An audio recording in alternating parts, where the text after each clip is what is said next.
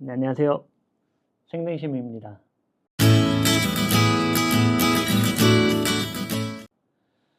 네, 오랜만에 영상 이제 올리게 되는데요.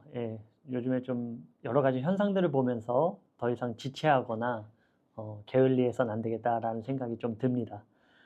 네, 이게 이제 현상들, 오늘날의 여러 가지 예수님께서 다시 오시는 때가 되면은 여러 가지 현상들이 일어나는데요. 그 중에서 가장 뚜렷하게 드러나는 것들은 바로 하나님의 영역들을 인간이 침범하기 시작한다라는 것을 우리가 알 수 있습니다.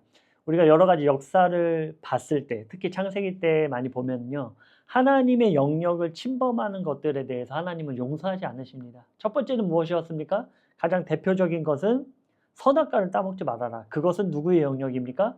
하나님의 영역이에요. 하나님께서 굳이 구분을 두신 것입니다. 왜? 그것은 우리 인간의 영역이 아닌 하나님의 영역이기 때문입니다. 그런데 우리가 그것을 따먹음으로 인해서 사망에 이르는 결과를 맞이했고, 그 사망의 결과를 바꾸시기 위해서 예수님께서 2000년 전에 이 땅에 오셔서 물과 피를 쏟고 우리를 대속해 주신 것이죠.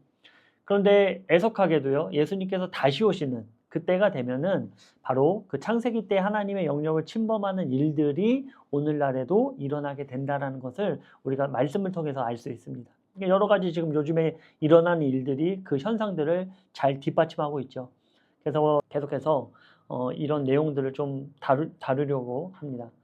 오늘은 그 중에서 한 가지 먼저 나눌 것은요, 바로 하나님께서 인간을 창조하셨던 것처럼 마지막 때 사단들도 그런 일들을 할 것이다 라는 거예요.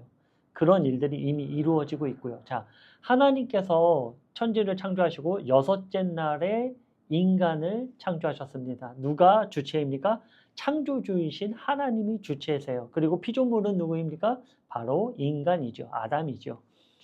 그래서 하나님께서는 아담, 자기의 형상대로, 이미지를 따라, 자기의 이미지대로 인간을 만드십니다. 흙으로 빚어서 사람의 형상을 만들어요. 그러니까 우리가 어떤 형상을 만드는 거, 오늘날에야 뭐 우상이다라고 하겠지만, 뭐 당시에도 그런 똑같은 잣대를 대면은 하나님께서도 자기의 형상대로의 어떠한 형상, 그러니까 우상을 만든 것이죠. 그러니까 여기서 뭐 말하는 우리가 어떤 우상을 섬긴다 이런 뜻이 아니고요. 그런 형상을 만들었다라는 거예요. 그 형상을 만들고 나서 무엇을 하셨습니까? 하나님의 생령을, 생기를 불어 넣어 줬더니 바로 인간이 뭘 하기 시작했습니까?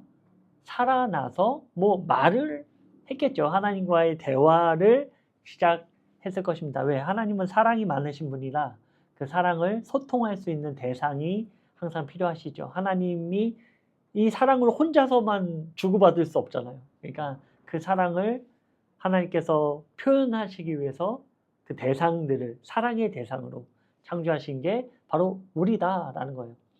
그리고 이들에게 무엇을 줬습니까? 다스리는 권세를 주셨어요. 그러니까 하나님의 권세, 하나님께서 얼마든지 다스리시고 그것을 매니징할 수 있지만 우리 인간들에게 그 권한을 부여하신 것입니다. 단지 너희들이 피조물로서의 삶이 아니라 정말 다스리는 권세 가운데 함께 소통하는 그런 존재로 우리를 창조하셨다라는 것입니다. 근데 이제 이런 일들이 마지막 시대에 똑같이 일어난다. 바로 요한계시록 13장에 보면요. 이제 짐승, 그 우상이 등장하죠. 짐승의 형상을 따라서 우상을 만듭니다. 형상을 따라서 우상을 만들어요. 그러니까 우리가 알다시피 사람이죠. 예. 사람, 적그리스도, 그들도 역시 사람입니다. 그 사람의 형상을 따라서 어떤 무언가를 만들어낸다라는 거예요. 그러니까 지금 하나님, 창조주이신 하나님의 역할을 누가 대신하고 있습니까? 인간들이 대신하고 있어요. 인간이 지금 창조주가 되어 있는 것이죠. 하나님의 영역을 지금 넘어서고 있는 것입니다. 그리고 자기의 형상대로 무엇을 창조합니까? 바로 어떠한 형상을 창조하는데 오늘날로 우리가 이해할 수 있어요. 오늘날로는 피지컬 AI라든지 이런 것들로 우리의 인간의 모습을 따라서 형상을 만들어냅니다. 그리고 요한계시록 13장에도 얘기했듯이 무엇을 줍니까? 생기를 줘요. 어떤 전자 시그널이라든지 뭐 그런 것들이 될 수 있겠죠. 생기를 넣어줬더니 이 우상이 뭐부터 시작할까요? 예, 대화부터 시작합니다. 말을 하기 시작합니다.